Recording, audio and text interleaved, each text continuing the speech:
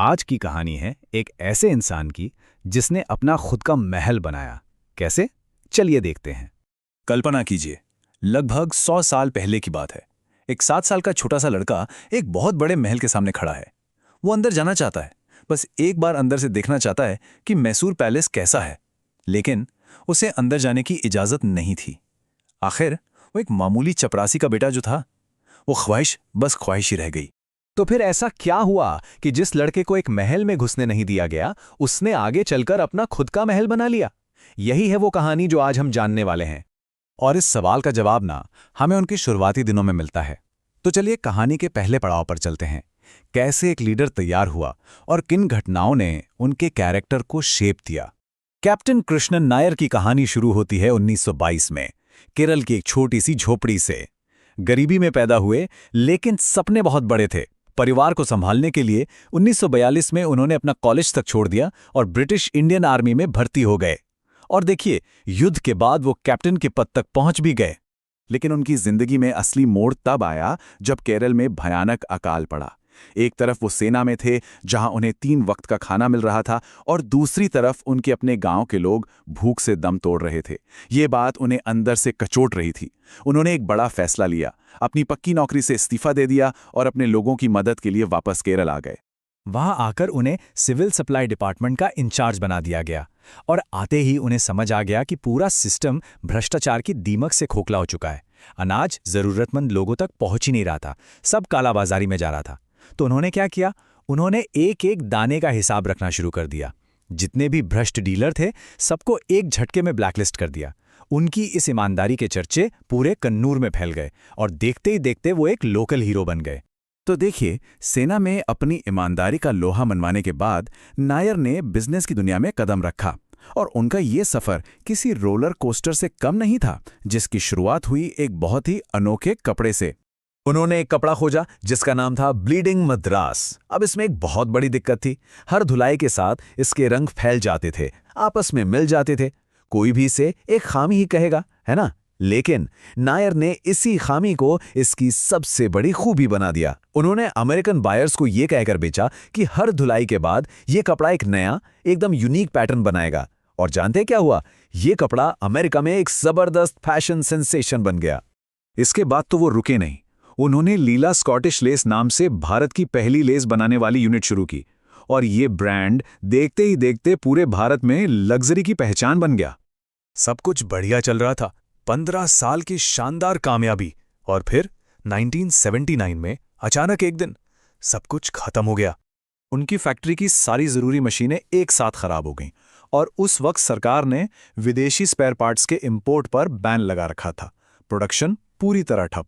हालत ये थी कि 57 साल की उम्र में उनकी नेटवर्थ 0 नहीं बल्कि माइनस में चली गई थी। मतलब वो कर्ज में डूब चुके थे। लेकिन कैप्टन नायर हार मानने वालों में से नहीं थे। उन्होंने फौरन एक नया रास्ता निकाला, एक नया गारमेंट लाइन लॉन्च किया। नाम था निर्वाण।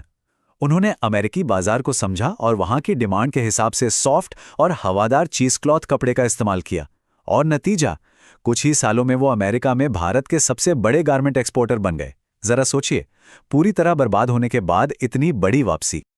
और अब कहानी का तीसरा और सबसे दिलचस्प पड़ाव।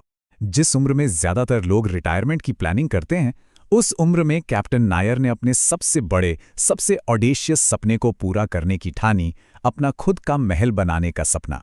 हुआ ये कि नायर ने देखा कि मुंबई में नया इंटरनेशनल एयरपोर्ट तो बन रहा है, पर आसपास कोई भी लग्जरी होटल नहीं है। उस वक्त इंडस्ट्री में सब यही मानते थे कि एयरपोर्ट होटल तो बस बजट यात्रियों के लिए होते हैं जो कुछ घंटों के लिए रुकते हैं। लेकिन नायर की सोच बिल्कुल उल्टी थी। उन्होंने सोचा कि जो बड़े बड़े बिजनेसमैन और वीआईपीज आते हैं, उन्हें तो एयरपोर्ट के पास ही एक आलीशान होटल की जरूरत पड़ेगी। और उनका ये आइडिया एक जबरदस्त हिट साबित हुआ। दलीला मुंबई सिर्फ एक होटल नहीं था, वो सच में एक महल था। और इसका एक बहुत बड़ा बिजनेस सीक्रेट ये था कि ज्यादातर इंटरनेशनल फ्लाइट्स आधी रात को आती जाती थीं। इसका मतलब ये हुआ कि एक ही कमरा 24 घंटे में 2 बार किराए पर चढ़ सकता था। इससे होटल बहुत ज्यादा प्रॉफिटेबल बन गया। मुंबई की सफलता के बाद उन्होंने एक और बड़ा सपना देखा, बैंगलोर में मैसूर पैलेस जैसा ही एक भव्य होटल बनाने का। लेकिन ये प्रोजेक्ट इतना ज्यादा बड़ा और खर्चीला था कि इसने उनकी कंपनी को दिवालिया होने की कगार पर लाके खड़ा कर दिया। लेकिन जैसा कि हम जानते हैं, वो हार नहीं मानते थे। उन्होंने एक प्लान बनाया। वो खुद HDFC बैंक के चेयरमैन के पास गए और उन्हें अपना विजन समझाया। वहां से उन्होंने जरूरी इमरजेंसी फंडिंग हासिल की। फिर उन्होंने एक और चालाकी की। होटल को एक साथ पूरा बनाने के बजाय उसे हिस्सों में बनाया। जैसे जैसे हिस्से बनते गए, उनसे कमाई शुरू हो गई और उसी पैसे से बाकी का प्रोजेक्ट पूरा हुआ। क्या कमाल की स्ट्रैटेजी थी। अब आते हैं उनके साम्राज्य के सबसे कीमती हीरे की कहानी पर। उदयपुर, एक ऐसा शहर जहां लग्जरी होटल्स की कोई कमी नहीं थी। यहां अपनी जगह बनाना सबसे बड़ी चुनौती थी। उदयपुर में जब उनका होटल लगभग बनकर तैयार हो गया तो एक बहुत बड़ी मुसीबत आ गई। पिछौला झील पूरी तरह सूख गई। अब मेहमान होटल तक कैसे आएंगे? रास्ता ही बंद हो गया। लेकिन कैप्टन नायर ने यहां भी हार नहीं मानी। उन्होंने झील के दूसरी तरफ के कई परिवारों से जमीन खरीदने के लिए बातचीत शुरू की, सिर्फ इसलिए ताकि वो मेहमानों के लिए एक नई सड़क बना सकें। लीला की सर्विस इतनी शानदार क्यों मानी जाती है, इसकी कुछ कहानियां सुनिए। एक बार होटल के स्टाफ ने देखा कि एक मेहमान जमीन पर गिरे हुए प्लूमेरिया के फूल उठा रहे हैं। अगले दिन जब वो मेहमान अपने कमरे में आए तो उन्हें तोहफे में प्लूमेरिया के फूलों से भरा एक खूबसूरत कटोरा मिला। स्टाफ मेहमानों की हर छोटी बड़ी जरूरत का ध्यान रखता था, उनके कुछ कहने से पहले ही। सचमुच वो मेहमानों के साथ राजा महाराजाओं जैसा बर्ताव करते थे। उन्होंने एक और बहुत ही स्मार्ट काम किया। उनके होटल के ठीक सामने पानी के उस पार मशहूर ताज लेक पैलेस था। उन्होंने अपने होटल की लाइटिंग कुछ इस तरह से करवाई कि रात में उसकी खूबसूरती दूर से ही ताज में ठहरे मेहमानों को भी अपनी ओर खींचे। और ये तरकीब काम कर गई। ताज में रुके हुए मेहमान भी लीला की खूबसूरती देखने के लिए आने लगे। और इस तरह वो लड़का जिसे कभी मैसूर पैलेस के अंदर कदम रखने नहीं दिया गया था, उसने सिर्फ एक नहीं बल्कि कई आलीशान महल बना दिए। और उनकी ये मेहनत आज भी रंग ला रही है। साल 2020 और 2021 में द लीला को दुनिया का बेस्ट होटल ब्रांड चुना गया।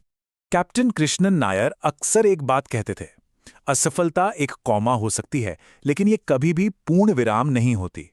और शायद यही सोच थी जो उन्हें हर मुश्किल, हर नाकामी के बाद भी हमेशा आगे बढ़ाती रही।